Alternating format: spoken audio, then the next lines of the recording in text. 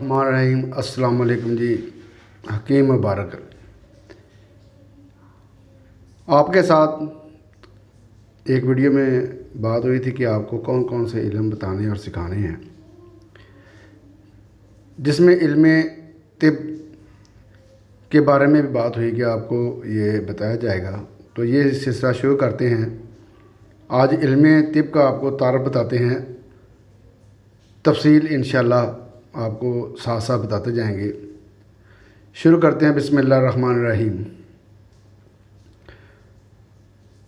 अल्लाह के नाम से शुरू जो बहुत मेहरबान और रहम करने वाला है। शिफा मन जानब अल्लाह है, हो अल शाफ़ी। शुरू करते हैं। तफसील अद्वियात। दुनिया में लातादाद जड़ी बूटियाँ हैं जिनमें मालिक ने मुख्तलिफ़ अमराज की दुआ रखी है। दुनिया में पैदा होने वाला हर इंसान एक ख़ास मजाज लेकर पैदा होता है। मसलन सफ़रावी, बलगमी, बस इसी तरह से हर जड़ी बूटी भी अपना मजाज रखती है। तो बस जनाब, इल्म तिब की बुनियाद इसी पर है कि किस मजाज वाले मरीज़ को किस मजाज की दवाई देनी है। सादा ज़बान में आपको बता देता हूँ कि ये इल्म मजाज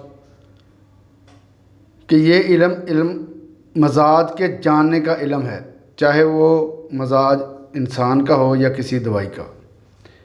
मसलन अगर एक मरीज़ किसी हकीम के पास आता है और वो कहता है कि इसका पेट दर्द हो रहा है, तो हकीम का सबसे पहला सवाल होगा कि आपने क्या खाया था। अगर उस मरीज़ ने कोई गर्म चीज़ या गर्म तसीर वाली कोई ख़ुराक खाई है तो हकीम उस मरीज़ को मुतदल या सर्द तसीर वाली दवाई देगा। इसी तरह अगर किसी ने सर्द तसीर वाला खाना खाया है तो वो गर्म मिजाज वाली या मुतदल दवाई देगा। इसके अलावा बहुत पेट दर्द की काफ़ी वजूहात हैं। मसलन ख़राब खाना खा लेना, हिम्मत से ज़्यादा खा लेना कि मुफ्त मिल रहा है जनाब, खा लो जिन्ना होता है। शादी ब्याह पे आप लोगों को पता ही है कि इसी तरह की हालत होती है। ज़रूरत से ज़्यादा पानी पी लेना या चोट लग जाना वगैरह।